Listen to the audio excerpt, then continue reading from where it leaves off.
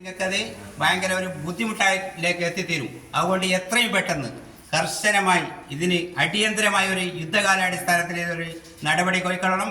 കർണാടക എന്ന് വിളിച്ചാലും വേണ്ടില്ല, അപ്പുറത്തെ കൊങ്ങിനെ കൂടി ഒന്ന് കൊടുന്ന് എന്നാലും വേണ്ടില്ല. ഞങ്ങൾക്ക് 24 മണിക്കൂറും 220 വോൾട്ട് വൈദ്യുതി ഈ സർക്കാർ തന്നേ മതിയാവൂ. കേരള KEB എന്ന ബോർഡ് നിയന്ത്രിച്ചു കൊണ്ടുപോകാൻ പറ്റുന്നില്ലെങ്കിൽ മന്ത്രി ഏമാൻ രാജിവെച്ചു പോകണം. കാസർകോട്ട് നിന്നുള്ള ശബ്ദമാണ് ഇത് മന്ത്രി ഏമാന്റെ മുന്നിലേക്ക് അയച്ചു തരുന്നത്. ഈ അധികാര സ്ഥാനത്ത് ഇരിക്കാൻ പറ്റുന്നില്ലെങ്കിൽ കഴിവുള്ള ശക്തരായ ആൾക്കാരെ ഇരുത്തി ഇപ്പോഴുള്ള മന്ത്രി രാജിവെച്ച് പുറത്തു പോകണം.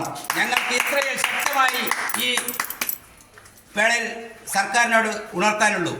പിന്നെ ഞങ്ങളിവിടെ അടിച്ചു പൊളിക്കാനും ജീവനക്കാരെ ഉപദ്രവിക്കാൻ വേണ്ടി വന്നതൊന്നുമല്ല. ഞങ്ങളും മനുഷ്യരാണ്, ഞങ്ങളിലും തൊഴിലാളികളുണ്ട്, ഞങ്ങളും ഇതുപോലത്തെ ജീവനക്കാരാണ്.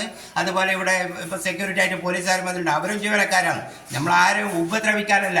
ന്യായമായ ഞങ്ങളുടെ ആവശ്യം ഏത് ഭരണസമിതി ഇവിടെ ഭരിച്ചാലും ന്യായമായ ആവശ്യങ്ങൾ ഈ കുമ്പളയിലെ ജനങ്ങൾ നേടിയെടുക്കുകയും ചെയ്യും. മന്ത്രി ഏമാൻ കാതു കൂർപ്പിച്ച് കേട്ടോളൂ.